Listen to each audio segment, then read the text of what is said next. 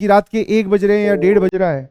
अब sir motivation कम होने लगा है। अंदर से दो आवाजें आएंगी, एक बोलेगा चल उठ जा सो जा भाई, काहे चक्कर में लगा हुआ है, पता नहीं आईआईटी में होगा कि नहीं होगा।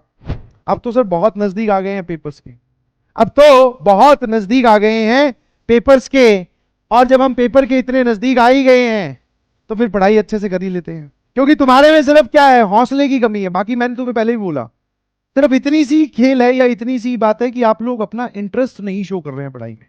एक बार तुम्हारा इंटरेस्ट आ गया ना, ये सब इधर ही रह जाएंगे। हाँ सीधा सर हम तो रैंकिंग की बात करेंगे कि भैया हमें कौन सी रैंक चाहिए, कौन सा कॉलेज चाहिए, इतना कॉन्फिडेंस लाइए। तो हौसले को ही बिल्ड करने के लिए दो छोटी छोटी लाइनें देखिएगा प्लीज।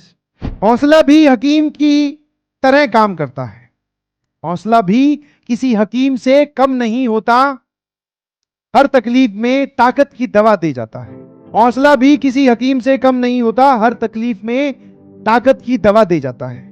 आप अपने स्टडी टेबल पे, अपने घर पे, अपनी दुनिया में अकेले ही हैं, और इस जंग में हम लोग सिर्फ आपके सपोर्टर हैं। भागना आपको ही है, पार्टिसिपेट आपको ही करना है, पढ़ाई आपको ही करनी है, रैंक आपकी ही आएगी, मजे आप ही लोगे, अच्छे कॉलेज में आप ही जाएंगे। समझ में आया? तो जब सर विक्ट्री हम अकेले एंजॉय करेंगे तो सफर भी अकेला ही काटना है। और जब मैं बोलता हूं कि आप घर पे अकेले हैं, तो सर जब ये मोटिवेशन बातें बताई जाती है तब तो ठीक है, बट जस्ट इमेजिन कि रात के 1 बज रहे हैं या 1:30 बज रहा है, अब सर मोटिवेशन कम होने लगा है। तो वहां पर जो आपका सहारा बनेगा वो आप खुद है। अंदर से दो आवाजें आएंगी, एक बोलेगा चल उठ जा सो जा भाई, काहे चक्कर में लगा हुआ है, पता नहीं आईआईटी में होगा कि नहीं होगा।